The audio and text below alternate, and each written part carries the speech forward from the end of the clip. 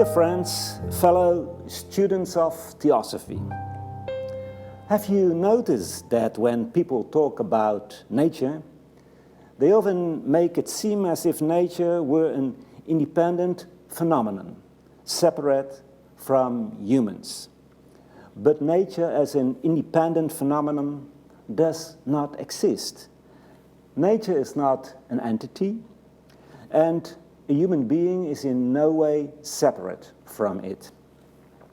So what is nature?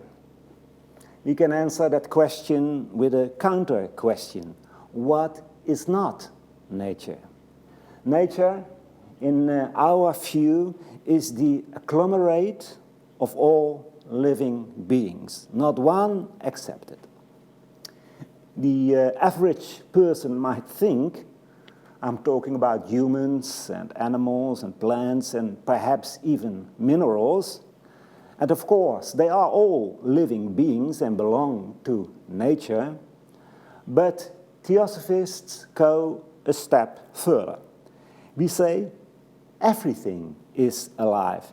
Everything we see and we don't see is a living being. All act, react, and are the object of the actions and reactions of others. So atoms, molecules, cells, viruses, bacteria, planets, comets, stars, universes, everything is a living, moving, and growing being, not essentially different from you or me. So nature is much more than what is generally understood by it. Above the human kingdom live beings with much greater consciousness and more refined abilities. You may call them gods if you want. And below the mineral kingdom there are the so-called elemental beings, unknown to current science, but they also belong to nature. They are all interdependent. They are not only part of nature, they are nature. And you immediately see that nature is not something outside man, but that man is an integrating and inseparable part of it. And if you reflect further on this, you also perceive that all these constituent parts are needed for the whole structure, the abstract structure that we call nature. In that respect, there is no essential difference between that what in our human language is called matter, substance, and consciousness. There is no essential difference between the tangible matter, the atoms and the molecules that make up our bodies, and the bodies of plants and animals, and with which we build our houses, our cars, our planes, and our mind, and our spiritual consciousness.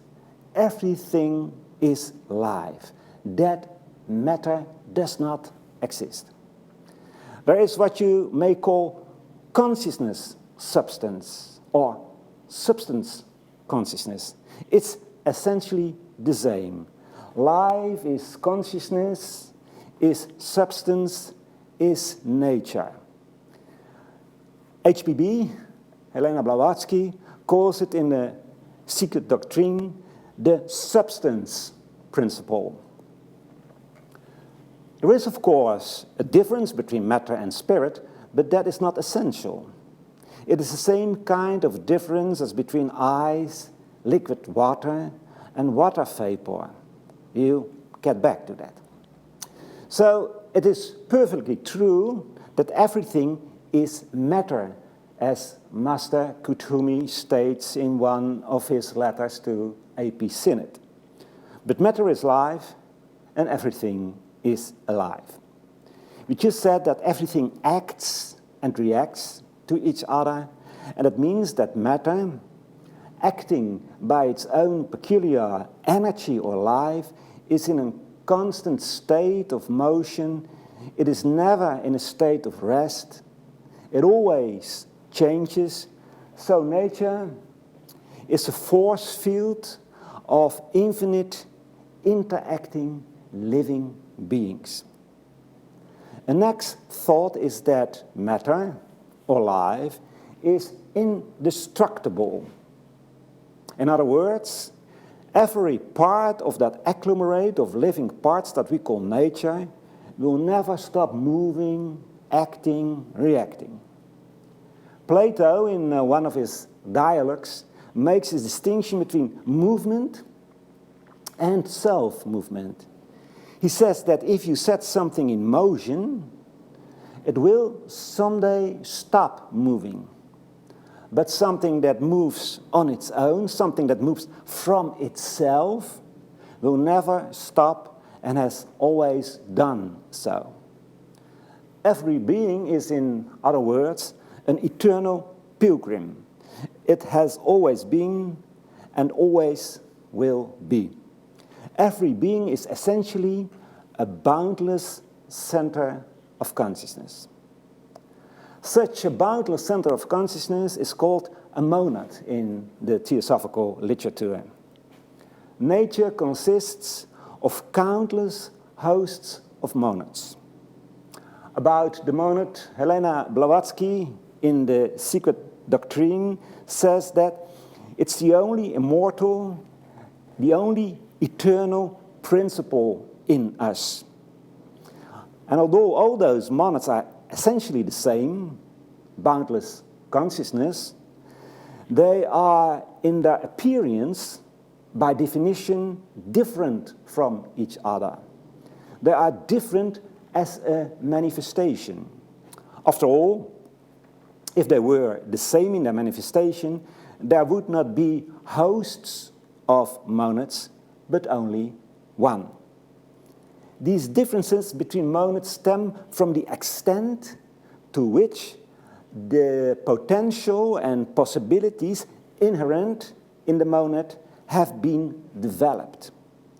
Each monad is constantly bringing out, developing and expanding more and more of the possibilities, the potentials and the abilities it contains. The extent to which a monad has developed determines its status. So there is a human monad, or a monad that is in the process of developing the human consciousness, and the human consciousness is manas, mind, the thinking ability. There is an animal monad. It has reached the status of animal and is developing animal consciousness. There is a vegetable monad, a divine monad, a super-divine monad, and so on. Now, a monad can only express itself more and more in conjunction and in cooperation with other monads. The first proposition of the Secret Doctrine speaks of boundlessness, of which everyone is a part.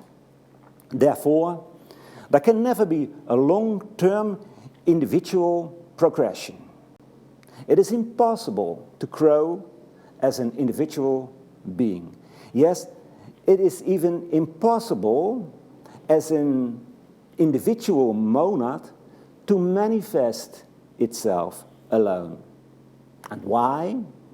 Because there is always an interaction. Without interaction, there is no life. There is therefore a mixture, an interblending, a cooperation of far and less far developed consciousnesses, without which no monad can live and grow and develop. That cooperation is reflected in what we call hierarchies. Hierarchies show beautifully how the cooperation between all these different monads occurs. A hierarchy is first and foremost, a unity.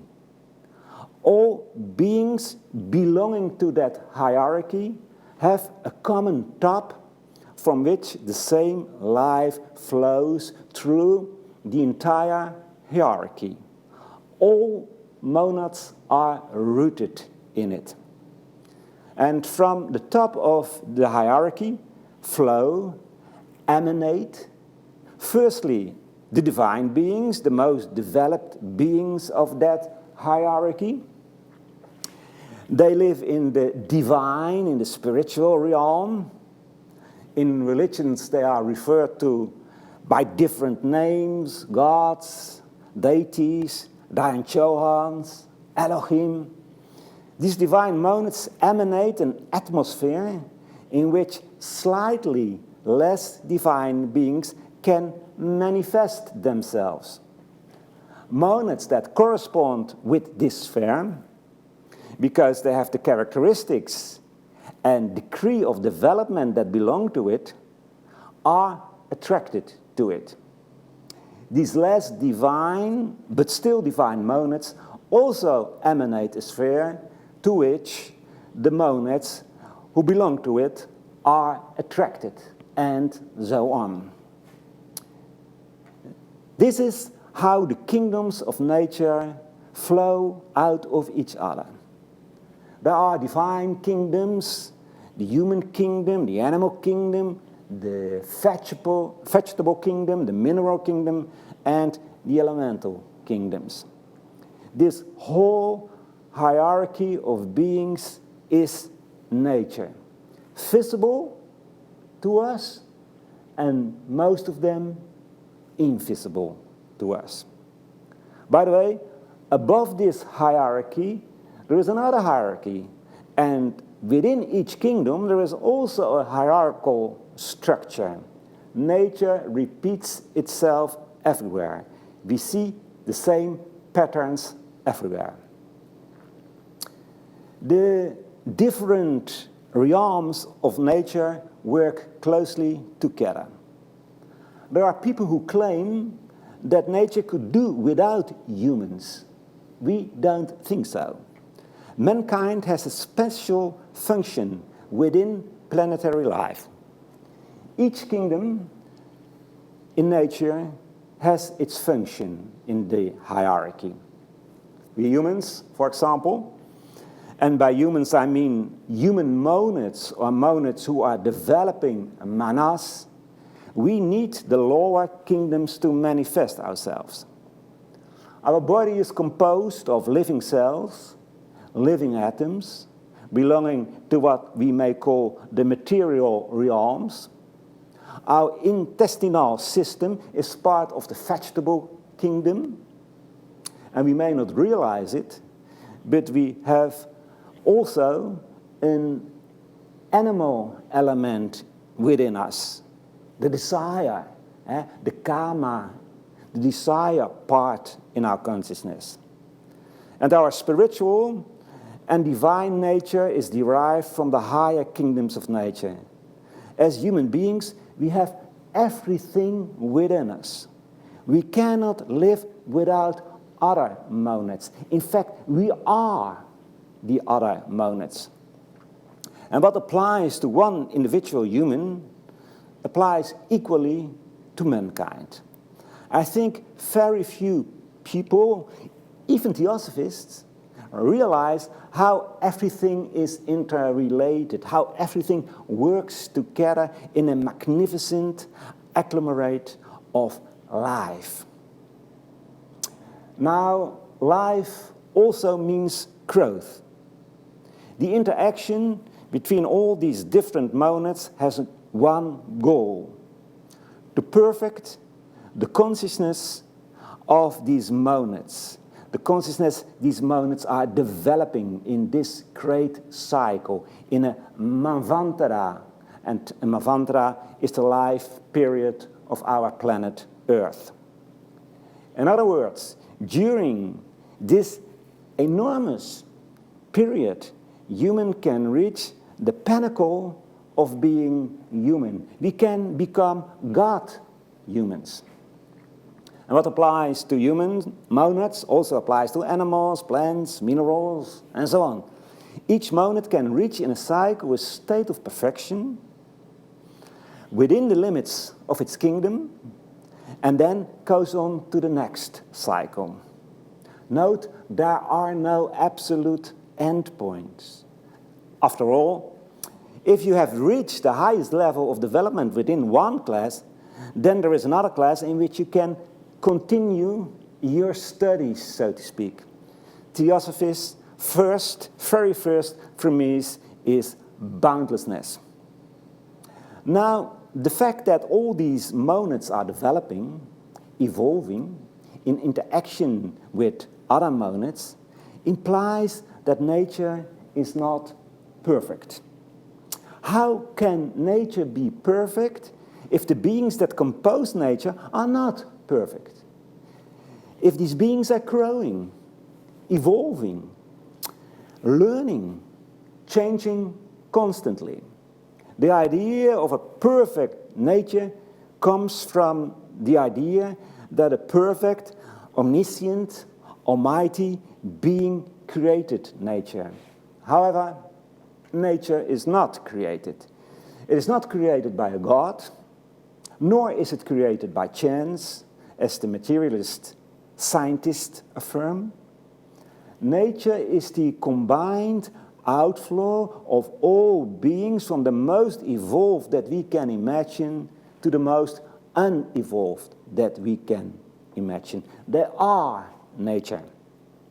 And because the monads in nature are learning to express themselves and are therefore not perfect, nature is not perfect as well.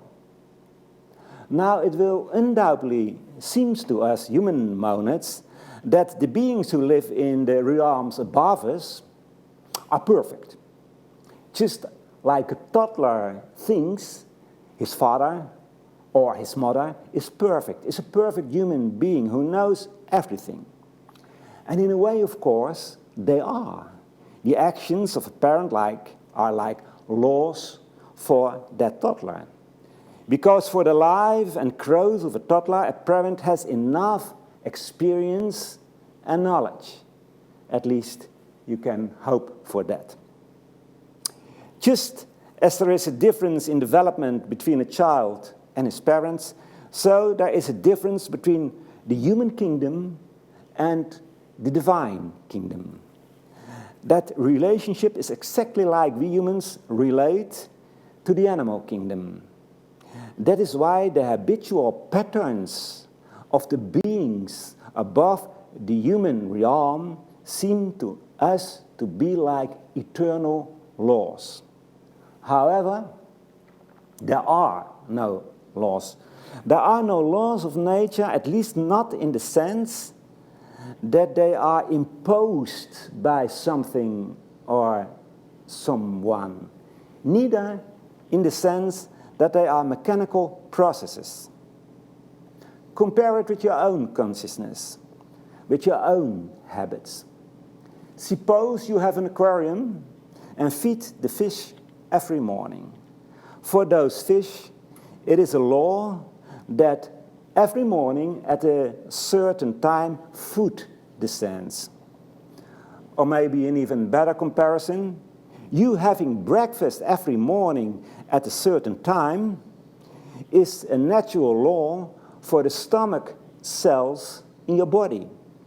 They experience your breakfast as an influx of life that takes place over and over again in a cyclical process.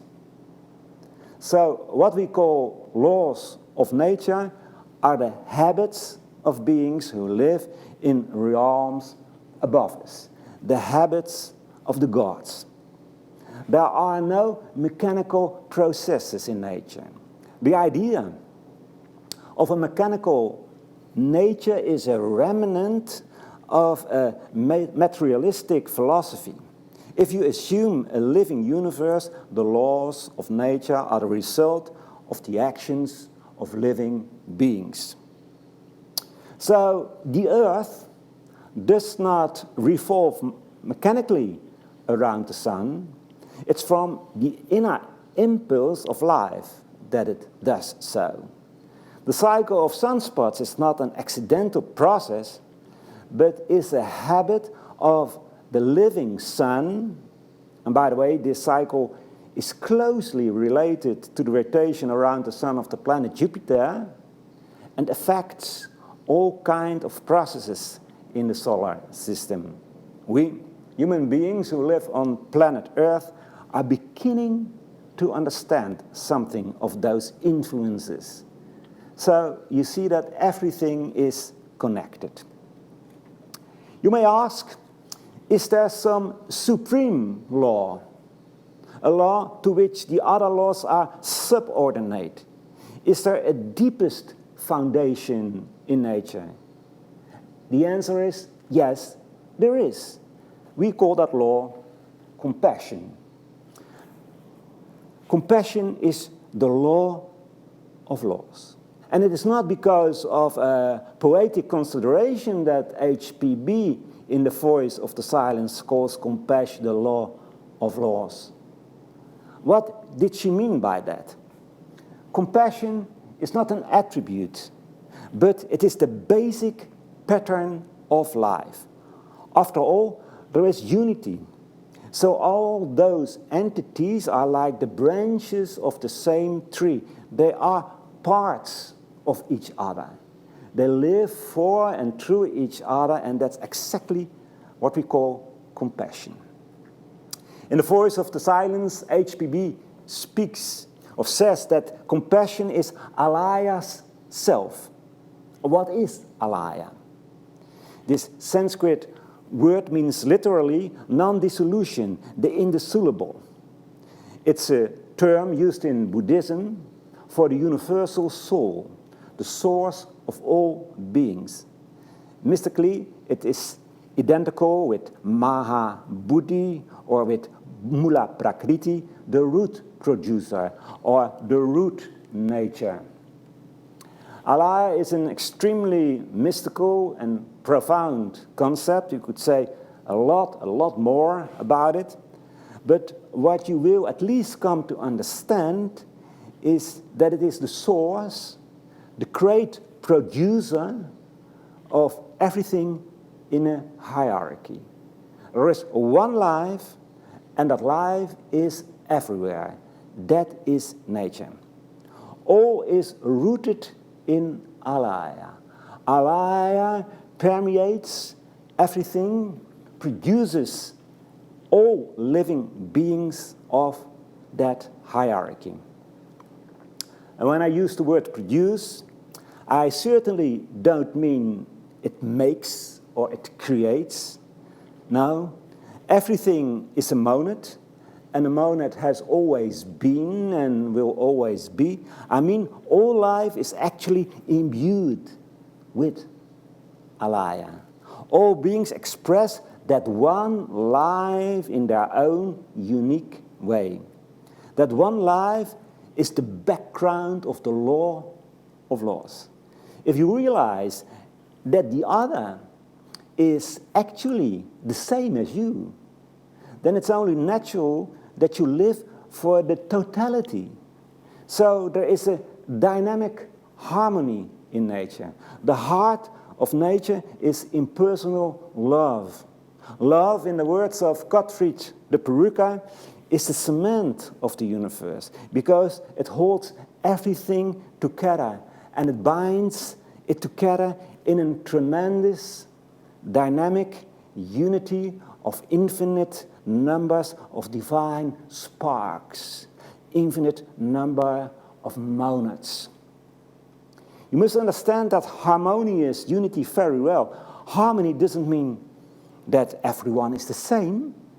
If we had all developed exactly the same abilities, there would be no harmony. Many things would remain undone. We've already said that monads differ in their manifestation. It is precisely because of those differences that there can be harmony. The difference in development supports, as it were, the cosmic the cosmic building. It carries nature.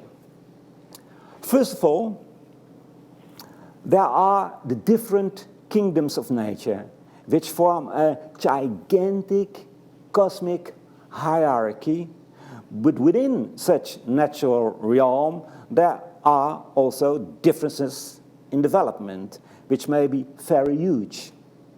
Of course, everything is interrelated. The kingdoms of nature are not separate. Life flows from the highest divine kingdoms to the elemental kingdoms and back again. Each kingdom is a link between the kingdoms above and below. All kingdoms need each other to learn how to develop. There is another essential aspect that we need to highlight in relation to these differences in the development of beings. For all these differences, there is a general rule of law, which is actually a kind of elaboration of the law of laws.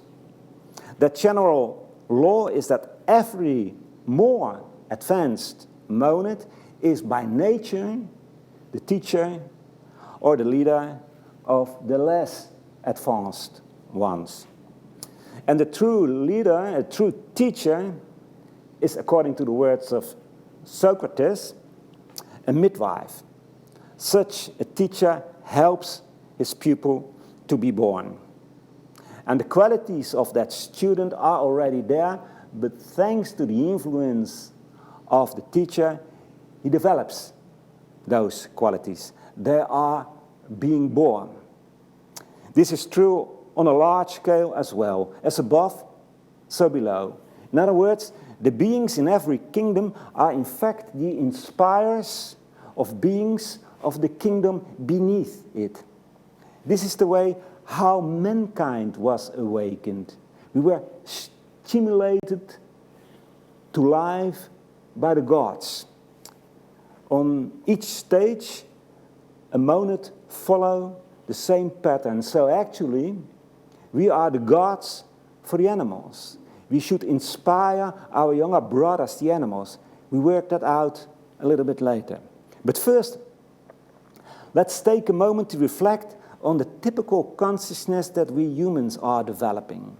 How can we characterize human consciousness? We can discover that simply finding out what the word human actually means. The word is derived from a Sanskrit root, man, to think, manas, the ability to think. So we humans are thinkers. How that capacity to think has awakened within us is a wonderful example of the cooperation between different kingdoms of nature. The latent thinking capacity, our mind, was awakened by further developed beings called Manasaputras, sons of Manas, sons of mind. They incarnated in the quasi-senseless, intellectually dormant human race. The Manasaputras touched with their divine thinking our sleeping thinking, our latent mind. And as you can light one candle with another, they ignited the thinking in us. It's the same process as parents and teachers do with their children. By focusing on the child's already present but dormant abilities, by telling stories, asking and answering questions. In short, by the process of parenting, education, you awaken the thinking in the child. Remember, Socrates compared an educator to a midwife. In many myths, such as that of Prometheus and that of the serpent in Eden, the serpent so wrongly mistaken for the devil. How can you be a devil if you awaken the essentially divine thinking in humans? So in many myths, this process is symbolically represented. So we humans are thinkers, but thinking has many colors. There are many layers in manas. As above, so below. Just like there are 7, or in an even more specific division, 10 cosmic spheres, there are also 7 layers, 7 characteristics in our thinking, 7 aspects of manas.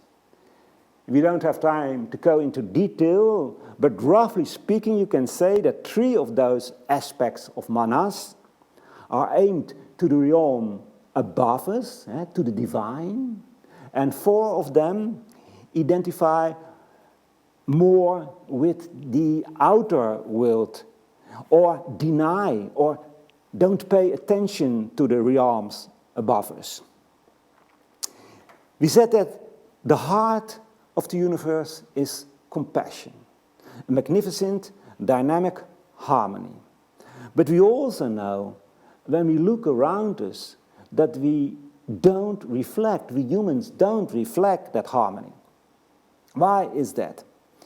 The answer lies in the way we use the sub-aspects of manas. We have brought manas into activity, but we are absolute beginners, to quote David Bowie.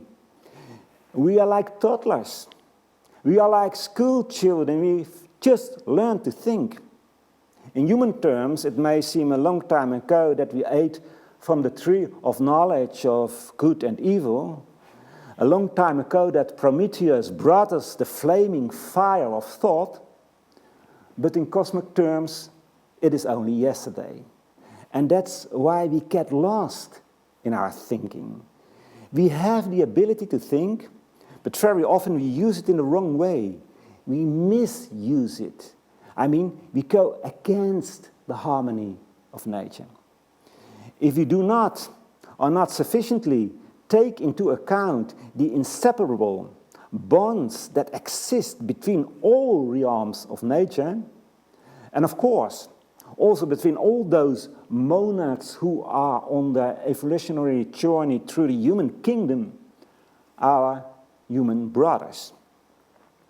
Now, there is something that goes together with thinking, which is in fact the cause of disharmony we see in the human world, and as a consequence also in the realms that surround us.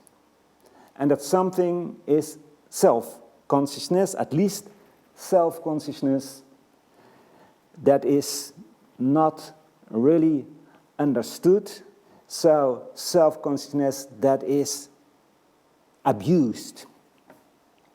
Self-consciousness is the property that consciousness can reflect on itself.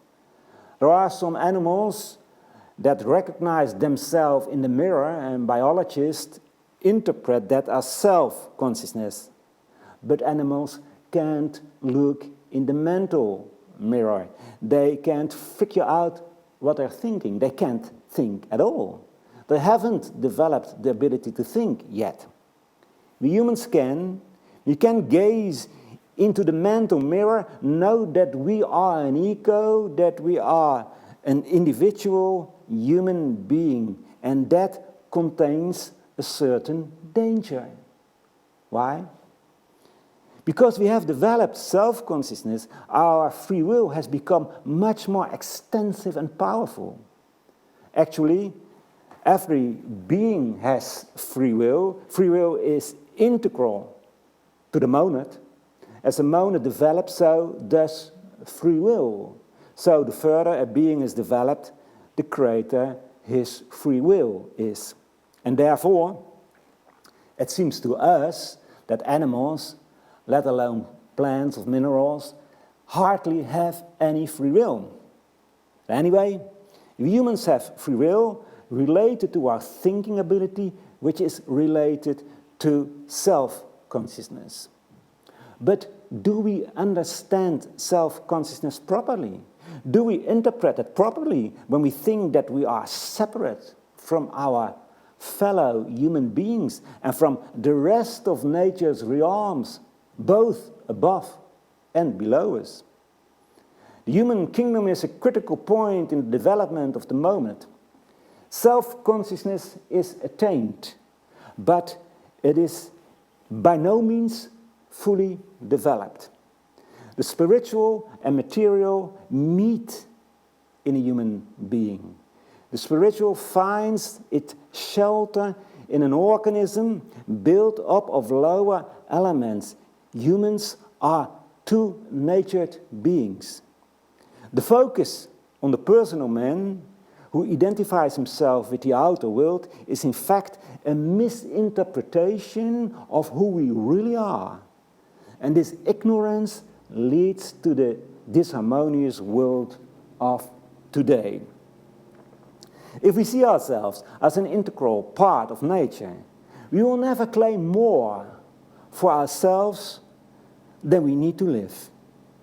Then we wouldn't have a situation in which the richest 2,000 person possess more than the poorest 4.6 billion.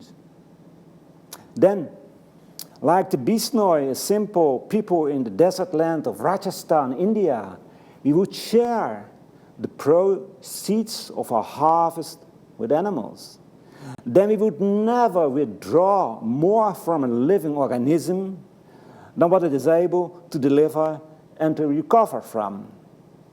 In the end, however, we can never permanently isolate ourselves from nature, because we are nature itself. In other words, nature reacts. The balance will restore itself. This process, that law, is called karma, the law of cause and effect. Every thought, every action has consequences that are strictly in accordance with the nature of the action and will return to the one who acted. The law of karma exists by the grace of the totality of life. Everything is interwoven in a great web of destiny. That's why every thought and action has an influence on the totality. If we never act against the habitual pattern of nature, then the dynamic harmony of nature will never be disturbed. Disasters like the current pandemic will not exist. Hunger, enmity, and hatred, it would not exist. Nobody would be poor, because nobody would be rich. So let us find the harmony in ourselves. Unless heart, mind, and spirit work in harmony, man has neither inner rest nor peace. We are two-natured beings. There is a lower and a higher manas. And as long as we have not learned to control our lower thinking with our higher thinking, we live in disharmony with ourselves. And the environment will reflect this harmony. For whatever we think or whatever we do, it affects the totality of life. Our actions will affect the lower realms of nature. Only when life flows in a pure way from the gods, via the humans to the animals and the plants, and when the experiences of those lower beings work back on the monads in the other kingdoms of nature, then there is harmony. The word harmony comes from an old Greek word meaning agreement, concord, and concord of sounds. It was mainly used in music when different notes, high and low, sound together. The notes fit together, they are stuck together like with a hinge. Every entity, every kingdom in nature has this hinge function. It is a link between more and less developed entities. Our minds were awakened by the gods, the Manasaputras. That's an example of the link upstairs. There's also a link, a direct influence downstairs. With our mind, we print patterns on the consciousness of animals. The closer these animals are to us, the bigger these patterns are. Have you ever considered that the struggle in the lower realms of nature could be a reflection of the fights in the human kingdom? Children raised in a family where parents constantly quarrel with each other will all too easily adapt this characteristic. But human children always have a portion of free will at their disposal and can follow another path than their parents. Animals have much less free will. Instinctively, they follow the path of nature taken by humans. Fortunately, there is not only struggle and selfishness in the human kingdom. There are noble thoughts as well.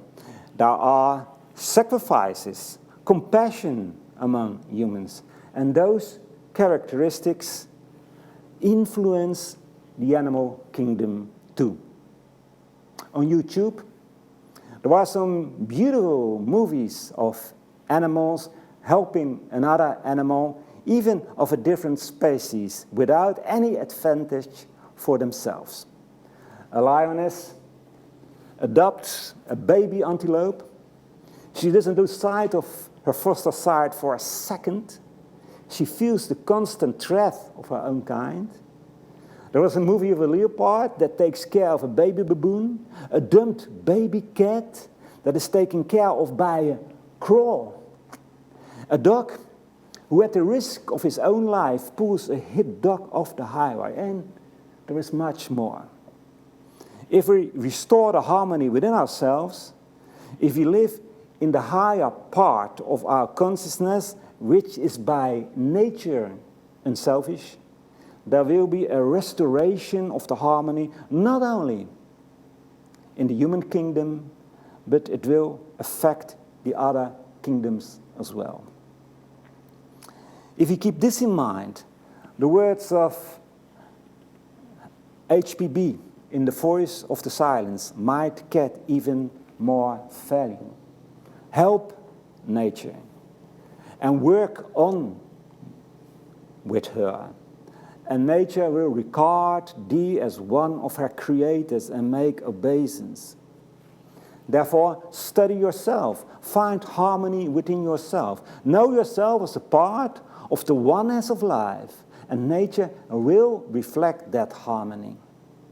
The kingdoms of nature above us have learned to cooperate self-consciously with nature.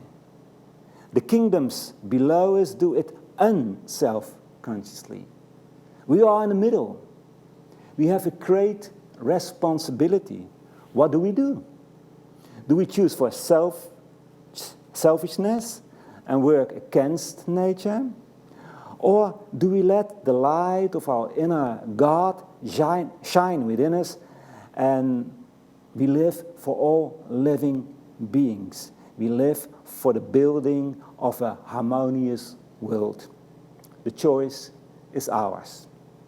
Thank you.